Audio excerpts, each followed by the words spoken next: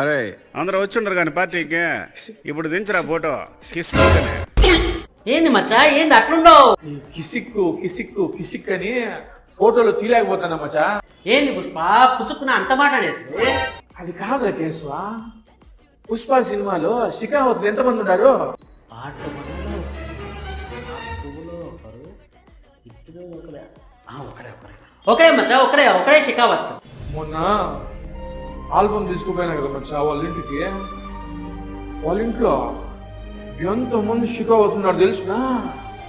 వాళ్ళ ఆయన షికావత్, వాళ్ళ చిన్న ఆయన షికావత్, వాళ్ళ అక్క షికావత్. ఒకటి తక్కువైందని ఎన్ని ఫోటోలు తిప్పినాడు తెలుసునా నీకు?